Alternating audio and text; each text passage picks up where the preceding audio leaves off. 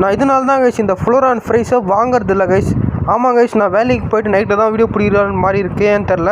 நான் வந்து நைட் வந்து பார்த்தேன் கைஸ், எல்லாமே நைட்டில் ஒரு முறை பார்த்துட்டு இருப்பேன். அப்போ பார்த்தீங்கன்னா கைஸ் என்னுடைய ஃப்ளோரான் ஃப்ரைஸ் வந்து வந்துட்டு கைஸ். இங்கே பாருங்கள், நான் வந்து இது ஆன்லைனில் தான் கைஸ் வாங்கினேன்.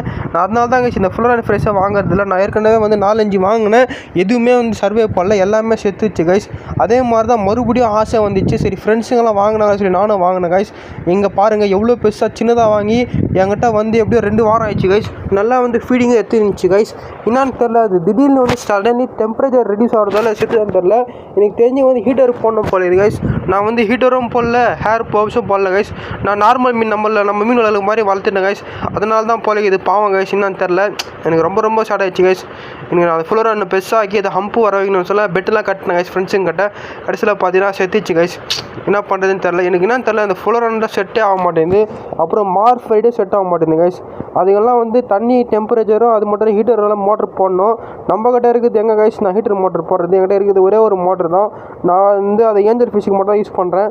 வேறு எந்த மீனுக்கும் நான் மோட்டரை கொடுக்கறதில்ல. நம்மகிட்ட இருக்க மீனெல்லாம் ஹார்டி மீன்.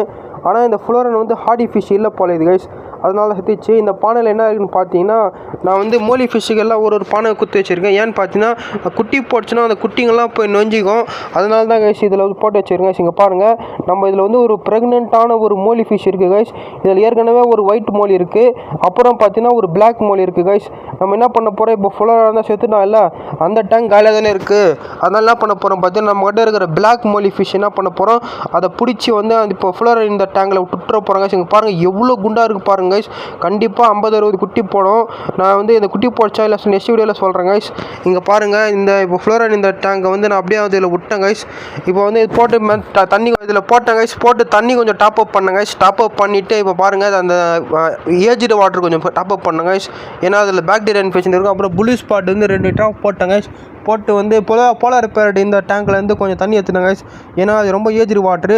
அது 2 மிக்சிங் பண்ணேன் கைஸ். சப்போஸ் குட்டி வந்தாலும் ஹெல்த்தியாக இருக்கும். ஓகே கைஸ், இந்த வீடியோ பிடிச்ச லைக் பண்ணி ஷேர் மறக்காமல் சப்ஸ்கிரைப் பண்ணிட்டுங்க.